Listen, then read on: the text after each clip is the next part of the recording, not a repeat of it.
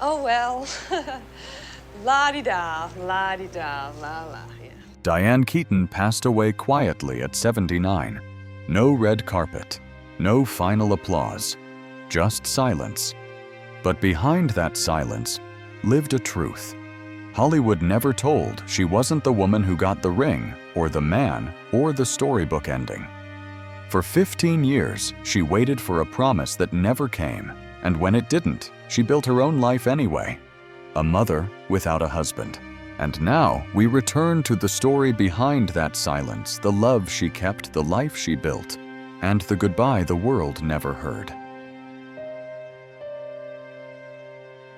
She passed away quietly at the age of 79. No red carpet, no final award. Just silence. A silence that didn't demand mourning. It invited reflection. In a Hollywood that once roared with flashing lights and scandal, her departure was almost whisper-like. But beneath that quiet exit, there lived an unsaid truth, one that never made the headlines, and one that perhaps never was meant to. Diane Keaton had waited for 15 years, not for an award, not for another role, but for a man, one man, to ask her a question he never did. Al Pacino. They had once lit up the screen together in The Godfather, and off-screen they had shared something far more fragile, more dangerous. A love that had no name, no label, no promise. It lived in the shadows between rehearsals and whispered dinners between letters sent and never replied to between glances that held more meaning than entire conversations. And in the end, it lived in silence. At the small private service held at her Los Angeles home, there was no grand gesture. Just a few close friends, family, and a table in the corner where a single photo rested. A black and white shot. Diane radiant and young, laughing in a candid moment on set. Al beside her brooding mid-sentence. Between them something invisible but unmistakably powerful. Behind that photograph, folded so many times the edges had gone soft, was a letter, postmarked Rome, written in ink that had started to fade. In it, only one sentence, "I love you forever, Al."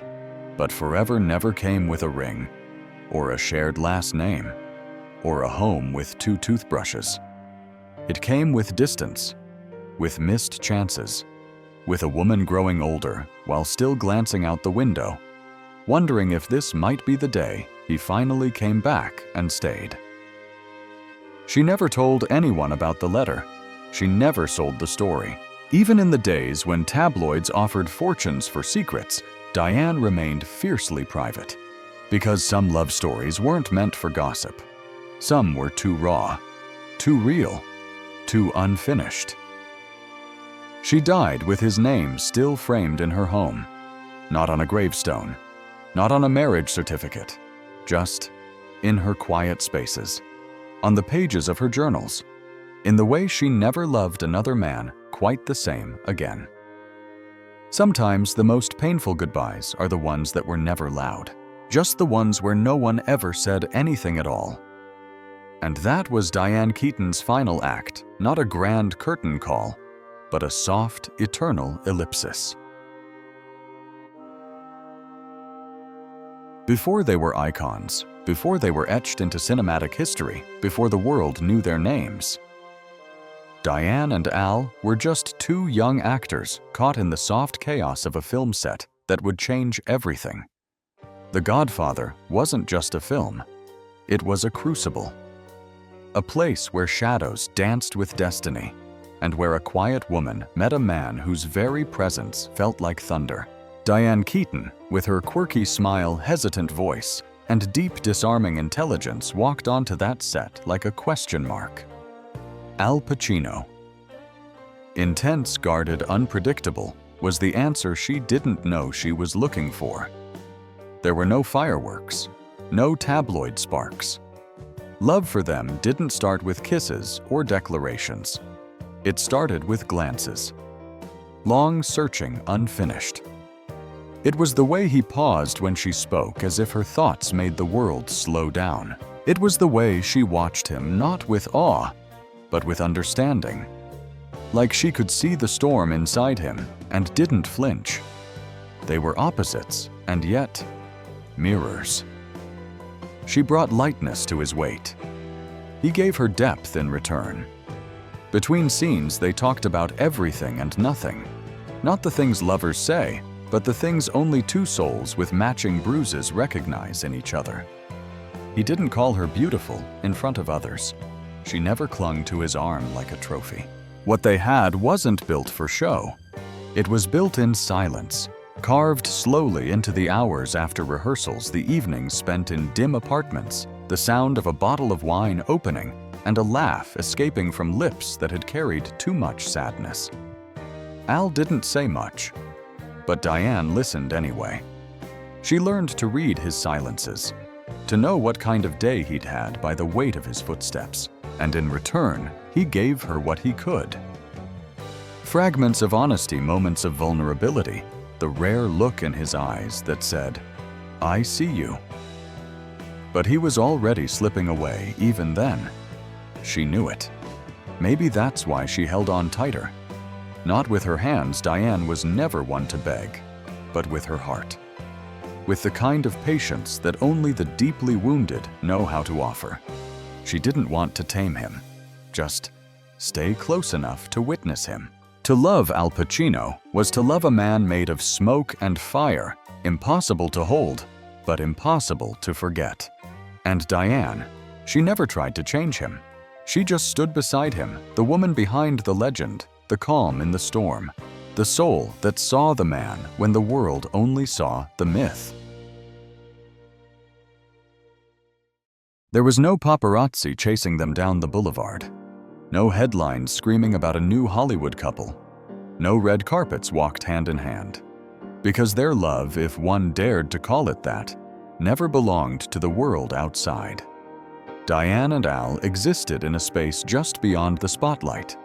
A private universe built on scripts, shadows, and small moments. He didn't take her to premieres. She didn't demand to be photographed beside him. Their story unfolded behind closed doors, away from flashbulbs and questions. Just two actors, two souls tangled in a romance that only made sense when the world wasn't looking. Their nights were quiet, simple, a bottle of red wine, takeout from the corner Italian place, a scratched record spinning jazz in the background. He'd talk about acting, about Brando and Shakespeare, and the haunting weight of fame. She'd listen not like a fan, but like someone who understood the ache behind the words. And sometimes she wouldn't speak at all. Just lean her head on his shoulder, letting the silence say everything. They didn't take selfies. They took memory snapshots, the way the curtains moved when he opened the window, the way she hummed when she cooked pasta, the time he fell asleep mid-sentence, script pages still in his lap. These were the frames of their love, invisible to the world, immortal to them. In that dim California apartment, they were not stars. They were just people. Fragile, confused, trying. She learned the cadence of his fears, how he recoiled from vulnerability like it might burn him. He learned that her laughter, as wide as the ocean, often masked the quiet desperation of wanting something permanent. There was tenderness in the way he touched her face, but hesitation in the way he never stayed the night. Still, she held on. Not out of naivety, Diane Keaton was no fool, but because she believed that love didn't need witnesses to be real. That sometimes the purest connections are the ones never posted, never labeled, never even spoken aloud. They never called it a relationship. They didn't have anniversaries or matching toothbrushes. But there were dinners where their fingers brushed and lingered a second longer. There were mornings when she woke up and for a moment imagined a different life, one with breakfast for two and a ring on her finger.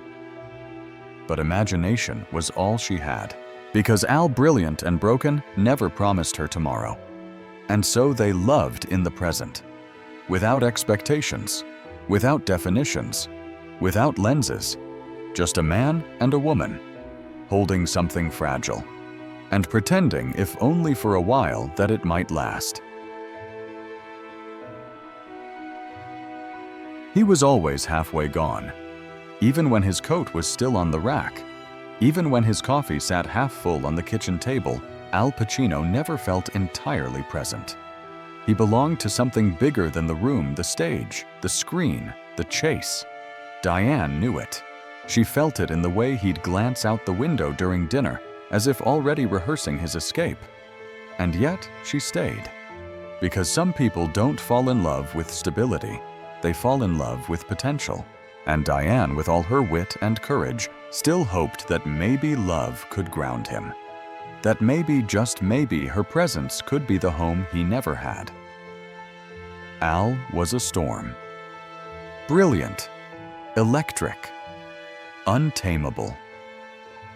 He came from chaos, a child of broken homes and distant shadows, a man raised on silence and survival. He knew how to vanish when things got too close. He feared stillness like others fear drowning. But Diane, she was the quiet after the rain. She never asked for much, just truth, just time, just a promise that someday he might stop running long enough to look her in the eyes and say, "I'm staying." He never did. Instead, he brought her moments, a night of passion, a kiss in a bookstore, a long drive up the coast where he whispered that she made him feel safe, and then disappeared for 3 weeks after. She patched the holes without complaint, nursed his ego when roles slipped through, lent him money when he wouldn't ask for it, fed him soup when his anxiety made him sick. She loved him like a wounded bird, carefully, quietly, hoping her hands could hold what life had shattered. But healers often bleed the most, and Diane, for all her strength, was not immune to erosion. Each absence carved a little deeper. Each promise left hanging dulled her shine. Still, she stayed. Because women like her don't leave first, they give until they're empty. What she wanted was simple: a life, a family, a child who'd call someone dad and mean it, a man to press his palm over her heart and say, "You're enough." But Al, he wasn't built for forever. He was built for roles, for art, for fire that couldn't be domesticated. And every time they came close to that precipice, every time she thought, "This is it, he'll finally choose us," he turned away, always just before the leap. Because loving Diane meant changing, and Al had never learned how to love without losing himself. So she did what strong women do when they realize they're holding on to a ghost. She loosened her grip. Not all at once, not with rage or accusations, just less phone calls, fewer invitations, a quiet folding in of the heart. Because when the healer has no one left to heal, she must finally begin to heal herself.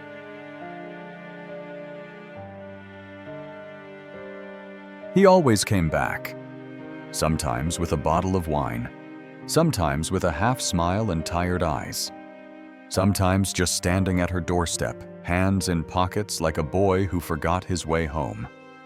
And each time, her heart broke a little more. Because Diane knew deep down that he wasn't coming back to stay. He was coming back to rest, to be held, to be understood in a way only she knew how. And once he felt whole enough again, he'd vanish like smoke, leaving behind only the warmth of where he used to be. Still, she opened the door, every time. It's a quiet kind of tragedy, loving someone who only returns when it's convenient, when the world gets too heavy, when the silence in their own life grows too loud. Al would reappear like a ghost, as if no time had passed, as if the last disappearance hadn't carved another hollow into her chest. And Diane, ever the believer in second chances, would let him in. He'd talk about films, ideas, dreams. He'd sit at the piano and play a few notes, and she'd remember why she stayed all those years. There was something boyish in his chaos, something innocent in his inability to commit. He wasn't cruel, just lost. And maybe to Diane that was more dangerous than cruelty. Because how do you hate someone who's hurting? They laughed too. Not everything was pain. There were nights where they danced barefoot in the kitchen. Mornings when she woke up with her head on his chest and believed just for a moment that this was what forever might look like. But those moments never lasted. He'd always leave again. A new role, a new fear, a new excuse dressed up in poetic words and tired apologies. And every time she asked herself the same question as she watched his back disappear through the door. Will this be the last time I let go? But the answer was always the same. No. Because love, real love, doesn't wear a watch. It doesn't keep track of how many times it was left behind. It just hopes, fights, waits, believes, until one day it doesn't. Diane's heart didn't shatter all at once. It unraveled slowly, strand by strand, until there was just enough left to smile when he returned, but not enough to trust him anymore. He would never notice that her hugs got shorter, that her voice didn't tremble anymore when she said goodbye, that her eyes, once filled with silent questions, now just watched him go without expectation. Because even the softest hearts can grow tired. And Diane Keaton, the woman who gave so much without asking for anything, was beginning to understand some men don't stay because they were never meant to. It came like a ghost, uninvited, unexpected, and unforgettable. The envelope was cream-colored, slightly smudged foreign in its elegance. The postmark read, Roma. No return address. Just her name on the front written in a hand that trembled with restraint. She hadn't heard from him in over a year. Inside, no grand paragraphs, no excuses, no romantic declarations spanning pages. Just 7 words. Centered. Bare. I love you forever. Al. There it was. No punctuation. No plan. No, let's try again. Just a confession. Simple, tragic final. Diane read it, sitting by the window, the light filtering through sheer curtains, the sound of traffic humming below her apartment. Outside, the world moved on. Inside, something in her stopped. Rome, the city of lovers and ruins, a place where beauty and grief intertwine so intimately that sometimes you can't tell them apart. It was fitting, she thought, that he would write from there, a city full of broken columns of history, buried beneath cobblestone streets of gods that no longer answer prayers. She imagined him walking alone through those alleys, hands in his pockets, cigarette smoke curling into the night, rehearsing those 7 words over and over again, before finally putting pen to paper. But 7 words do not make a promise. They do not undo years of absence, of almosts, of birthdays missed, and doorways never entered. Still, they meant something. He had never been good at saying how he felt. She had learned to read him in fragments, in pauses, in glances, in half-finished thoughts. And now, after all this time, he had said it. Not in person, not when it would have changed things, but still said it. She didn't cry, not right away. Instead, she placed the letter on her lap, her fingers gently tracing the ink like it was Braille, trying to feel the truth behind it. And slowly, silently, she folded it and tucked it inside the drawer beside her bed. She never told anyone, not even her closest friends. It wasn't a story. It wasn't closure. It was a relic. A fossil of a love that never stood still long enough to grow roots. From that day on, the letter lived in her home like a secret altar, a symbol not of what was but of what might have been. And that was the cruelest part of love, wasn't it? That it can finally arrive. just when your heart has no room left to receive it.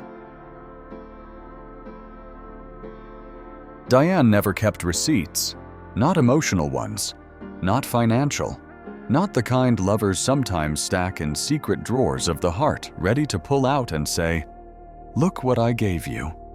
Look what you owe me." She gave without ledger. When Al was lost in the mess of early fame, broke bruised, unsure if his next audition would lead to greatness or another closed door, she didn't wait to be asked. She handed him her keys, her couch, her savings, her peace. He was a hurricane of brilliance and fear, and she became the quiet space where he could land. No rules, no expectations, just warmth, just calm, just someone who didn't want anything in return. When others would have grown bitter, she remained kind. When others would have screamed, she made him tea. When the world turned its back on him for being too much, too intense, too unstable, too wild, she leaned closer. She loved him the way some people pray silently, repeatedly, expecting no answer, but never stopping. He was difficult, not in the dramatic way that tabloids write about, but in the way wounded men are difficult, unable to sit still, to believe they are worthy of quiet, lasting affection. And yet she stayed, not because she didn't know better, but because she did. Because she understood that some people push love away, not because they don't feel it, but because they feel it too much and don't know what to do with it. She listened more than she spoke, gave more than she asked. And when he forgot to call, forgot to say thank you, forgot her birthday once she didn't remind him, because loving him was never about being seen, it was about seeing. There were moments she could have said, "I need more," but she didn't, because deep down, Diane knew asking would mean placing weight on a man already drowning. She could have demanded dates, declarations, rings, but she didn't want a reluctant yes. She wanted a man who chose her freely, who stayed because he couldn't imagine being anywhere else. So she stayed silent. And that silence, it wasn't weakness, it was strength. The kind of strength that mothers have when their children slam doors. The kind of strength that comes from knowing you can survive heartbreak and still choose softness over armor. Diane loved like a sanctuary, a place you could always return to, even if you never deserved it. And perhaps that's why her love became invisible to others. Because it wasn't loud. It didn't parade itself. It lived in the margins, in packed lunches, in paid bills, in unconditional listening. Love as service. Love as resilience. Love as belief, even when the evidence runs thin. It didn't happen in a dramatic moment. There was no shouting match, no slammed doors, no broken glasses. Just a quiet evening, a quiet room, and a quiet woman finally too tired to pretend she wasn't tired. She had made pasta his favorite. He barely touched it. He was talking about a new project, his eyes already somewhere else, somewhere far from the kitchen table where she sat waiting. Not for him to finish his story, but for him to see her. Really see her. She interrupted him mid-sentence. "Marry me," she said, not as a plea, not as a trick, just as truth. His face didn't change at first. Then came the hesitation, that familiar pause, the retreat behind the eyes. The way he'd always disappear without moving. She added softly, "Or we end this." The words hung there sharp, final, sacred. Diane Keaton. The woman who never asked for anything was asking for everything. Not flowers, not promises, just clarity. After years of loving without question, she was offering a question with only 2 answers. His response, silence. And it was in that silence she finally heard the truth. He loved her, yes, but never enough to stay. Not in the way she needed, not in the way that built a life. He looked down, maybe ashamed, maybe grieving a future he never had the courage to reach for. She didn't cry. She just stood up, took her plate to the sink. The water ran. Her hands moved. The room stayed still. And when she turned back around, he was still sitting there, but somehow already gone. She didn't beg, didn't ask him to explain. Because what was there to explain? A man who couldn't speak when it mattered had already answered. Later that night, he left. No fight, no embrace, just a soft closing of the door behind him. And Diane. She didn't collapse. She didn't scream into her pillow. She didn't call her friends or write in her journal. She simply exhaled the kind of exhale you only release when something long held finally breaks. That was the night she stopped waiting. She didn't hate him. She never would. But she stopped hoping. Stopped building empty rooms in her heart for someone who never moved in. Stopped rehearsing answers to questions he never asked. The final choice had been hers. And though it shattered something inside her, it also saved her.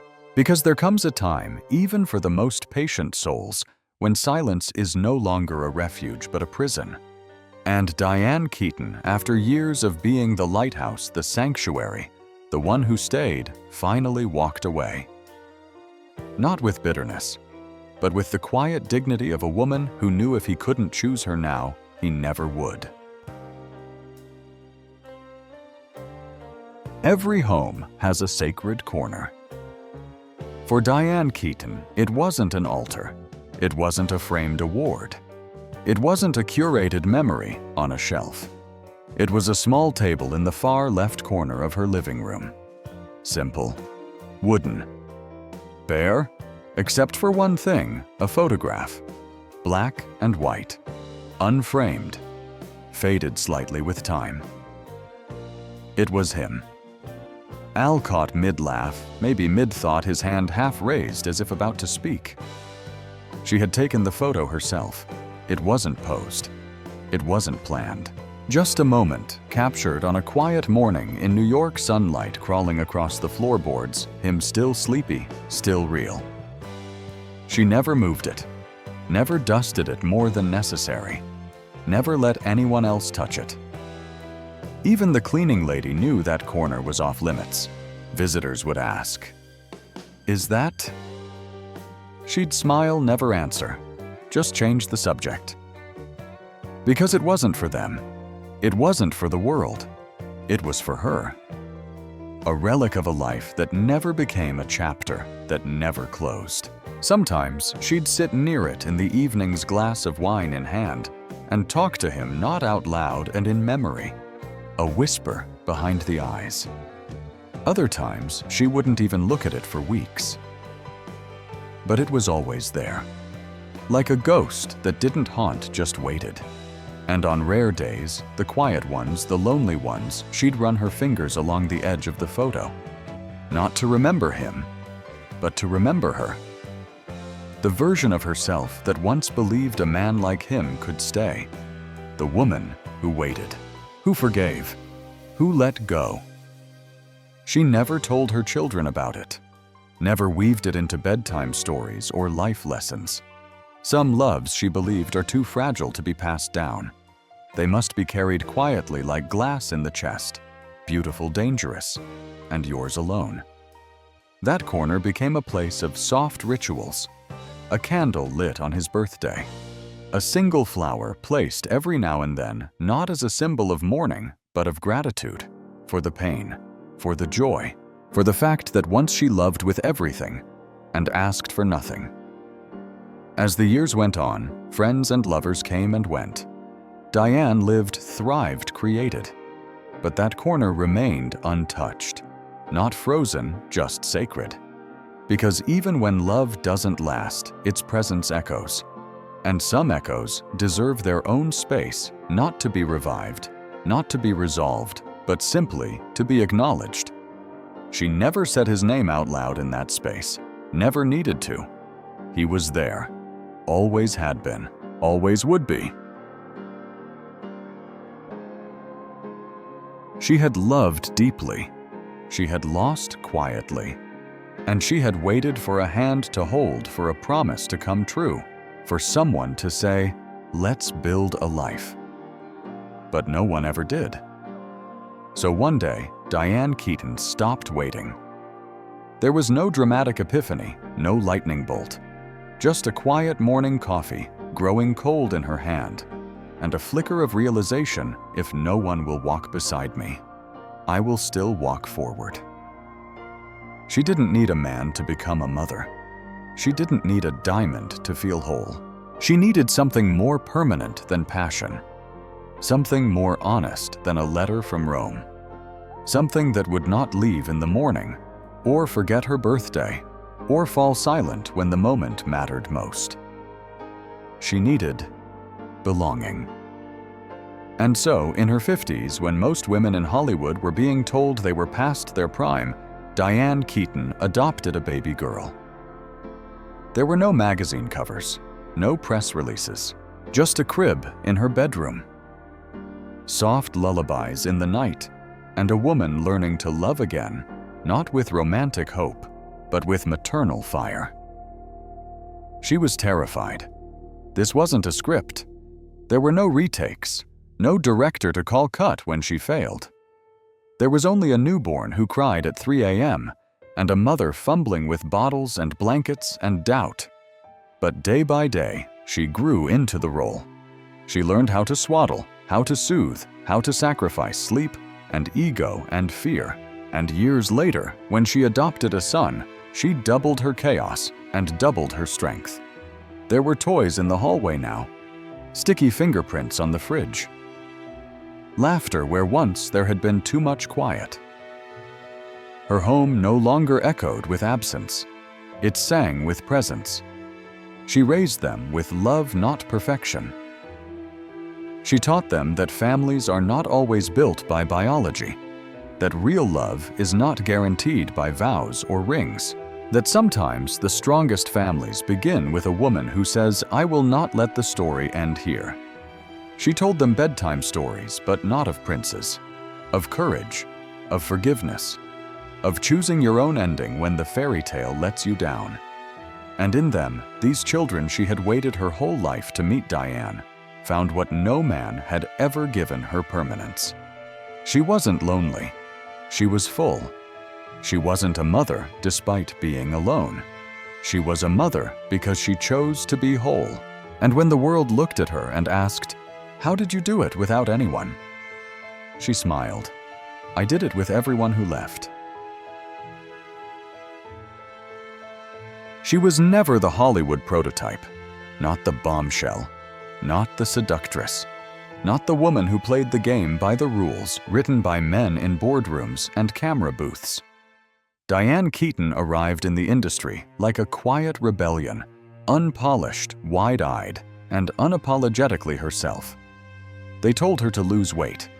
She wore oversized blazers. They told her to show more skin. She buttoned all the way up.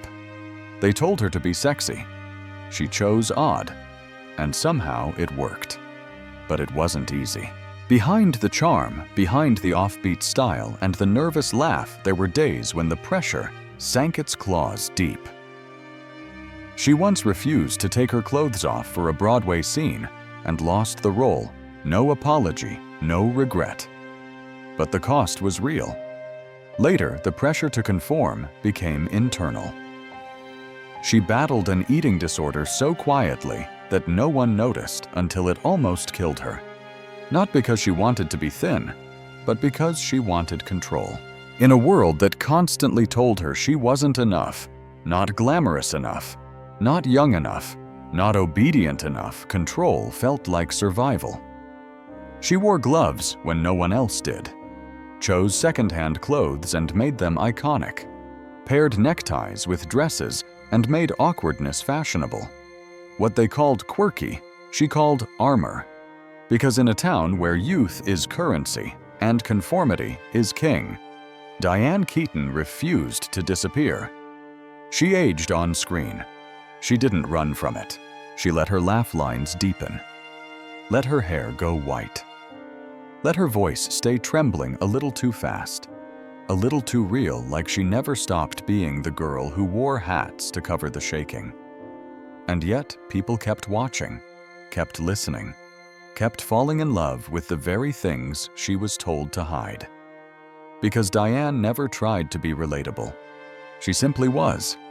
She showed that femininity didn't have to be loud to be powerful, that softness could be subversive, that there was beauty in awkward pauses, in neurotic monologues, in women who loved but were never loved back the way they deserved and survived anyway. She became a symbol, not of perfection, but of resistance. A woman who lived on her own terms, who said no when it cost her, who stayed weird, stayed layered, stayed honest in an industry that often demanded masks. She wasn't made for molds. She broke them, then built a home inside the pieces. She never hated him, not once, even when he left without warning, even when he forgot anniversaries, slipped into silence, or returned just long enough to reignite what she had finally begun to let go. Diane Keaton never weaponized memory, never rewrote the past to protect her pride.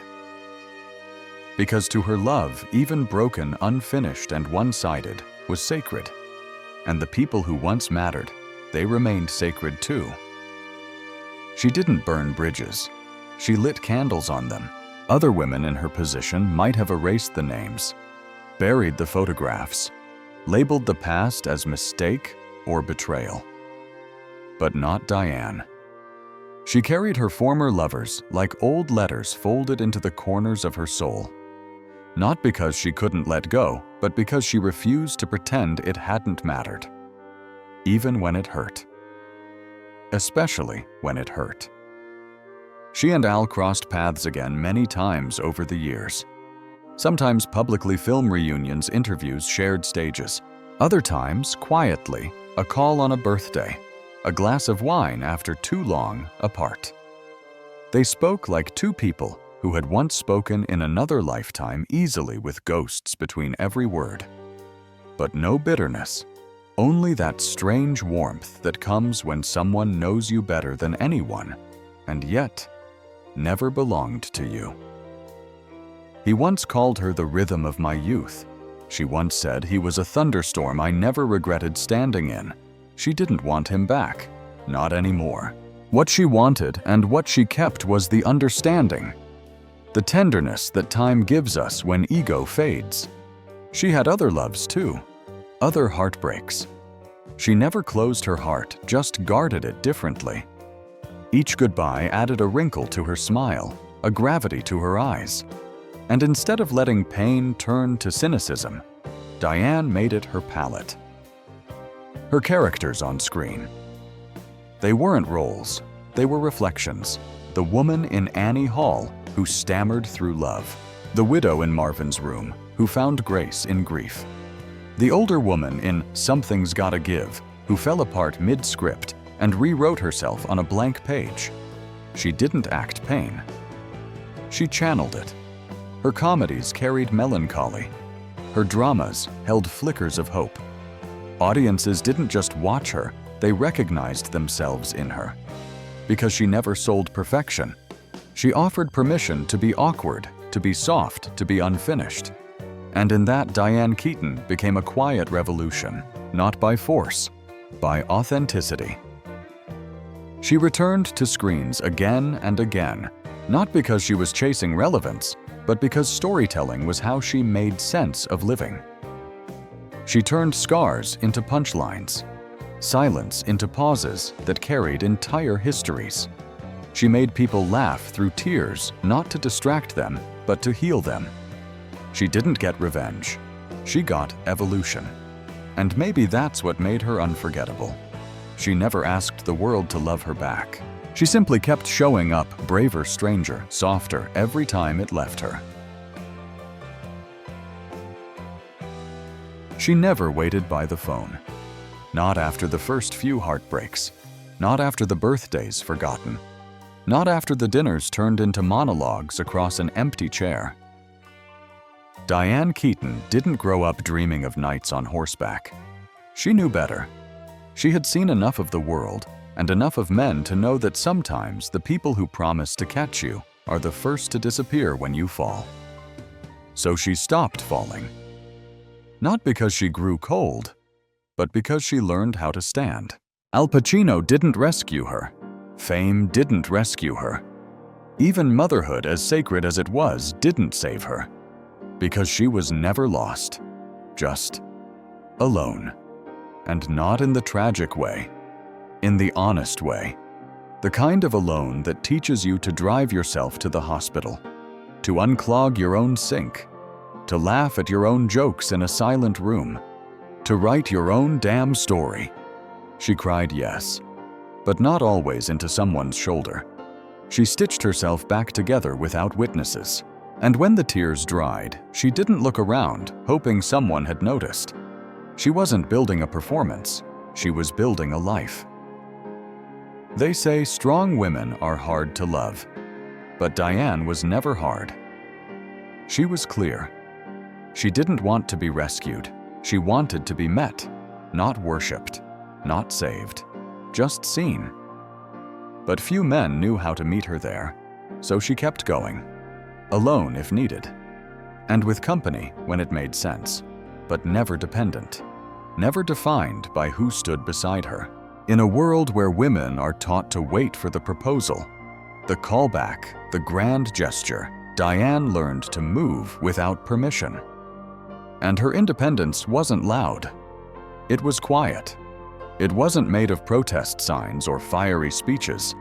It was made of daily choices. Refusing to chase, refusing to settle, refusing to shrink herself to fit into someone else's frame.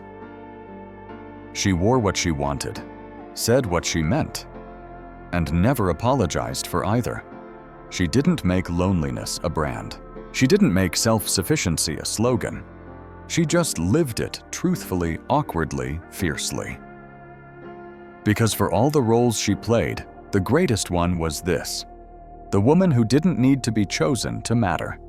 The woman who didn't need to be saved to survive. He never wore a ring, never walked down an aisle, never stood beneath an archway promising forever.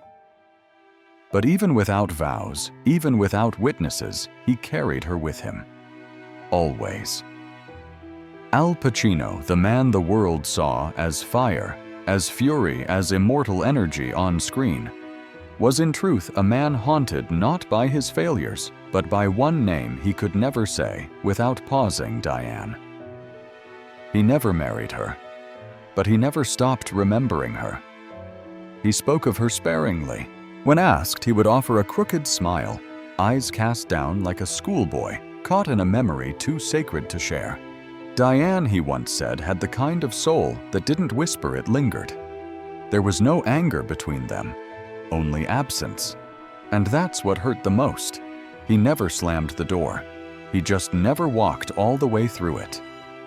And over the years, as youth slipped into reflection, he found himself returning not to her doorstep, but to her presence. In old scripts, he saw her in the margins. In quiet hotel rooms after press junkets, he heard her laugh. In other women's kindness, he searched for her eyes, never finding the exact weight of gaze that once disarmed him. He watched her from afar, her interviews, her films, her strange, marvelous evolution into something the world tried to define and failed. She had become what he never could be whole, and while he was adored, applauded, immortalized, there were still nights, especially in the quiet, where he would sit with a glass in hand and remember how she had once asked him, gently trembling, to stay. He hadn't, and she never asked again. He kept her photograph, a candid one worn at the corners, tucked inside a drawer with old film stills. She wasn't posing, she was being. Hair tied back, face half lit by the sun, caught mid-thought. That was how he liked to remember her, unfiltered, undemanding, unreachable. He had been with others, shared beds, shared laughter, shared children. But Diane was the echo, the voice in a hallway long after the door has closed, the name he never said during interviews when they asked about regrets, the woman he couldn't love out loud and couldn't forget in silence. He never tried to replace her, because some people you don't get again, not even once. And the older he grew, the more he understood not marrying her was not a decision, it was a fear, and fears always have a cost. Diane Keaton never got the fairy tale. No aisle, no kiss at the altar, no closing shot with violins and a man saying, "I choose you." But maybe that was never the story she was here to tell. Because some women are not meant to be chosen. They are meant to choose themselves again and again, even when it hurts, even when it means walking away from the person they love most in the world. Diane Keaton didn't live for the spotlight. She lived in the in-betweens, in the silences, in the off-camera glances, in the way she loved someone who couldn't love her back the way she deserved and still never became bitter. She built a life out of what others would have called leftovers, a love that never landed, a family without a husband, a womanhood that didn't fit anyone's mold. But what she built was not broken. It was beautiful. She showed us that you don't need to be someone's wife to be someone unforgettable, that you don't need to be held to feel whole, that real strength isn't loud. Sometimes it wears a hat, a nervous smile, and a heart that still believes in softness, even after being left behind. Al Pacino never married her, but no woman ever replaced her, and that says everything. So if you've ever loved someone who couldn't stay, if you've ever carried a name long after the voice faded, if you've ever rebuilt yourself from silence and kept going anyway, then you understand Diane Keaton. She was never just a movie star. She was a mirror held up to all of us who have served without being loved back the same way, and still chose to love anyway. And in that, she became something more than a legend. She became truth. If this story moved you, touched a memory, or simply reminded you of the quiet strength inside yourself or someone you love, don't let it end here. Like this video to honor Diane's legacy. Share your thoughts in the comments, your unfinished story, your echo. Subscribe to USA Legends Never Fade. For more untold stories of resilience, of heartbreak, of women who never wore the crown but became queens anyway. Because legends aren't always loud. Sometimes they love in silence. Sometimes they leave quietly. But they never, ever fade.